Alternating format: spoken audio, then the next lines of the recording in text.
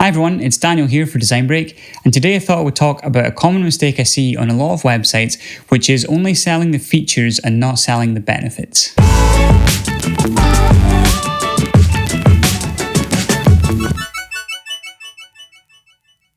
Okay, so I'll jump straight into it.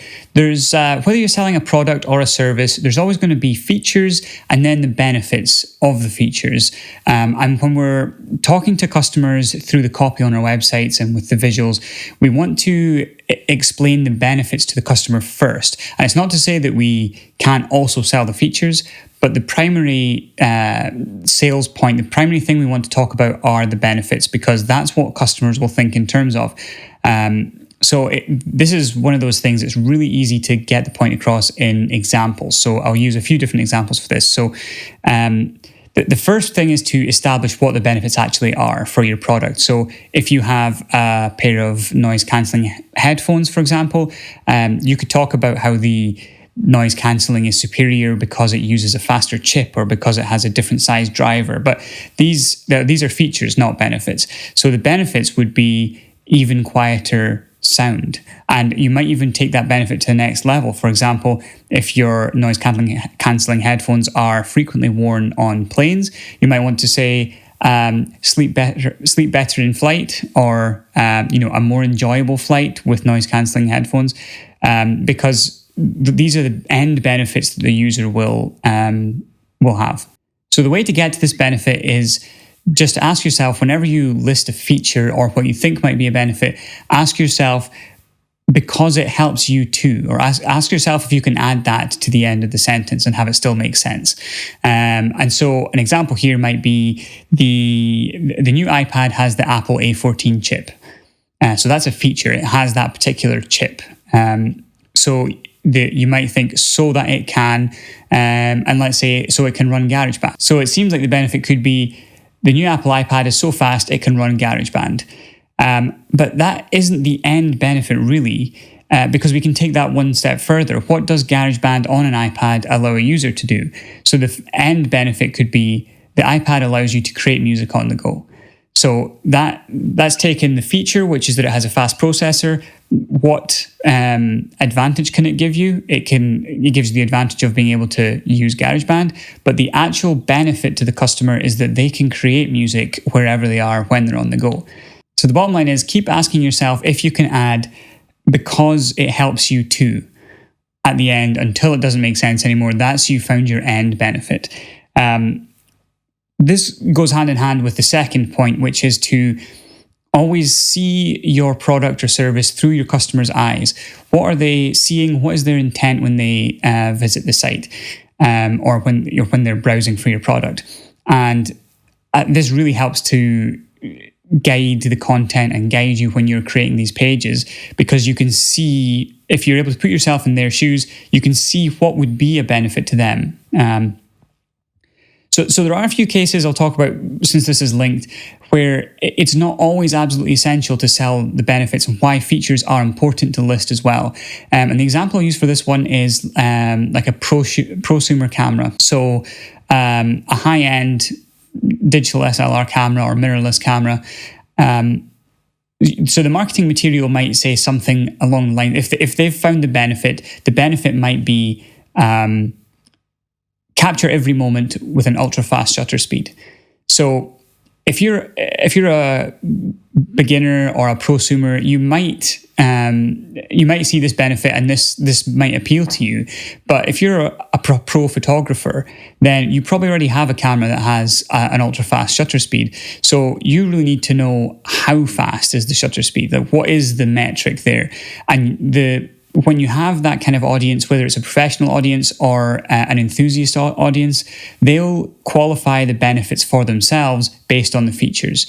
So in this case, you can actually state the specification of the shutter speed, and then if it's faster than the pro photographer already has, maybe they'll consider that a benefit, maybe they won't.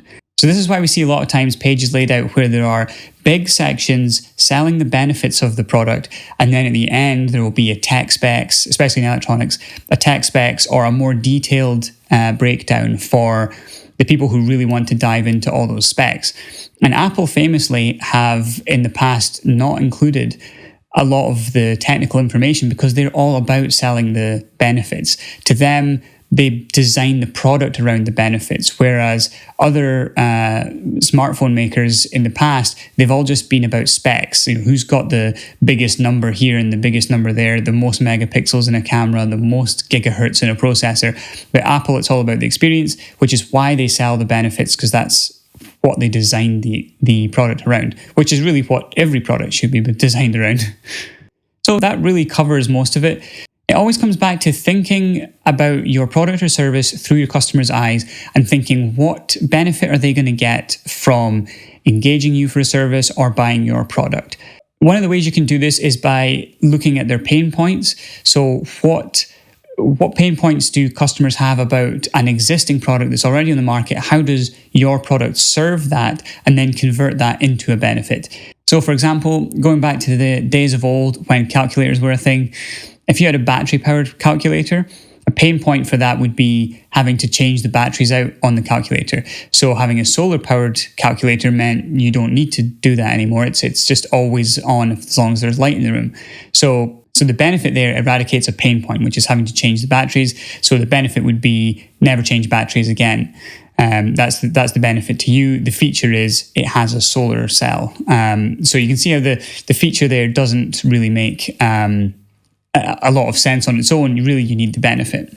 I'll mention one other thing here, which is actually the inspiration for this video, which is when I was recently traveling in Dubai and I came across a poster for a rooftop bar in a restaurant, and I'll put it on screen here so you can have a look. And I thought this was a classic example of selling the features, not the benefits. So you can see in the picture here, they've drawn an arrow to the rooftop bar that they have, and they've made a big deal about the fact that they've got a rooftop bar. But what they've said in the advert is that it's the best sunset in Dubai, and here is a picture of our rooftop bar. Now, first of all, you can't even see what the rooftop bar looks like because the picture is too far away. But second of all, that's a feature of that location, is that the feature of that restaurant is that they have a rooftop bar.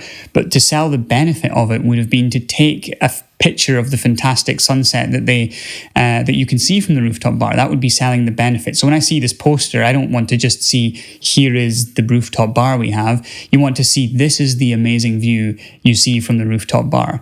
And that should have been the image that they used for that advertisement. So maybe they didn't have access to the image. I don't know, but it just to me, I thought, because I only saw it on the way out after I'd already been to the rooftop bar, and I had already seen the view and just was so confused as to why they wouldn't have put that on the poster.